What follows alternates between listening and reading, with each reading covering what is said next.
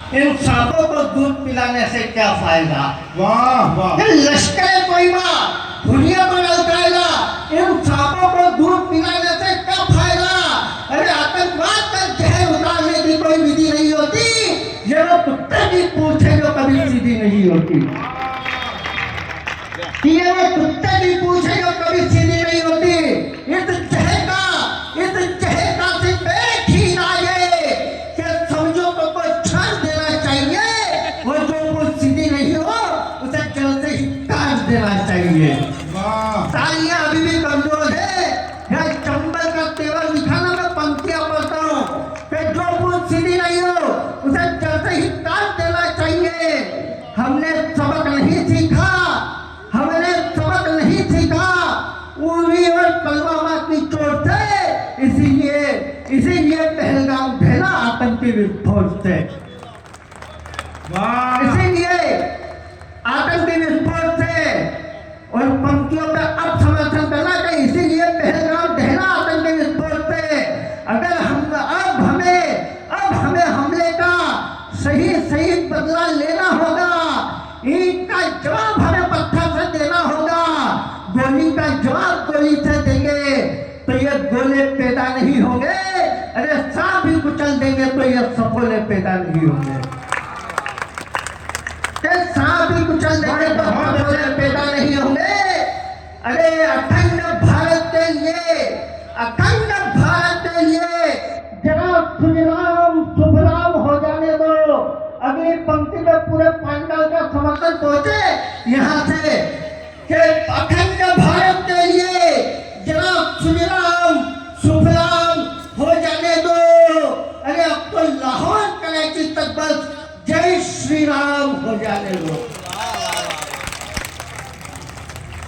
अब अगर आपकी इजाजत हो तो 2 मिनट की एक जरूरी कविता पढ़ना चाहता हूँ। अगर आप सुनना चाहते तो एक बार तालियां बजाकर मुझे आदेश दीजिए। स्वागत है। मेरा मानना यह आदरणीय पवार जी की उपस्थिति है, प्रवीण भैया संचालन कर रहे हैं, सुदीप भाई बैठे, तमाम कवि हैं। मैं कविता पढ़ता हूँ कि पिता होते क्या है। हर समय कहते नालायक कवि से एक अच्छी बात सुन लीजिएगा कि पिता होते क्या है। कि पिता के संस्कारों की 12 खड़ी से ज्यादा कुछ भी नहीं, उनकी मुस्कुराहट की घड़ी 2 घड़ी से ज्यादा कुछ भी नहीं। मैं कितना भी कमा लूं, कुछ भी बन जाऊं दुनिया में, कुछ भी नहीं। मैं कितना भी कमा लूं, कुछ भी बन जाऊं दुनिया में, मेरी कीमत आज भी उनके पगड़ी से ज्यादा कुछ भी नहीं। ये भिन्न की तालियां नहीं है, निराला जी का मंच है। मैं कोशिश करता हूँ अच्छी कविता की जरा अच्छी तालियां बजाइएगा। अच्छा है। तो मेरी कीमत आज भी उनकी पगड़ी से ज्यादा कुछ भी नहीं। वो फटी किताबें, टूटी कलम, स्लेट, पट्टियां याद आती है।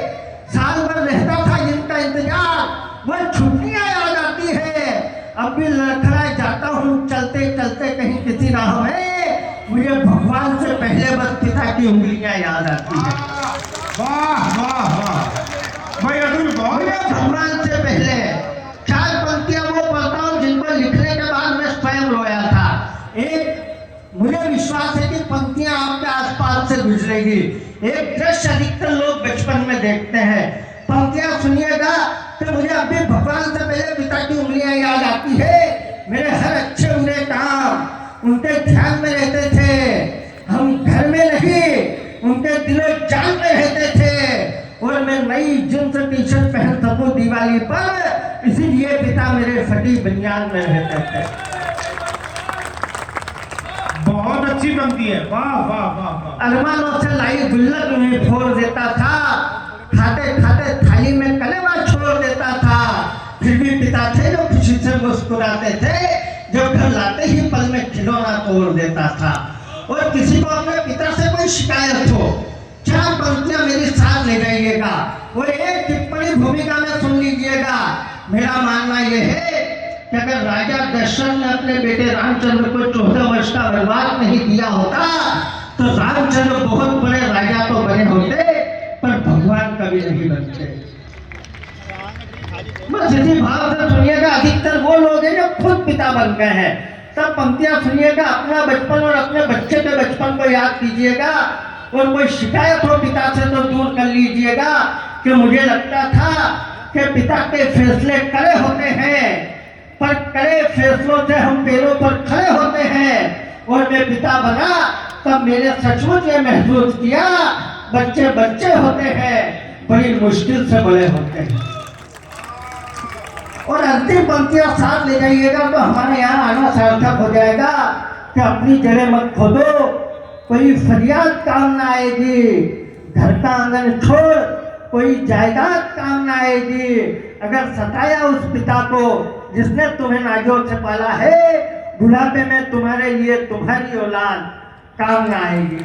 बहुत बहुत धन्यवाद भाई अतुल का। एक बार जरा अंतिम कविता तो कमाल सुनाई इन्होंने, जरा एक बार तालियां भिंड की पहुंचनी चाहिए उनके काव्य के मन तक।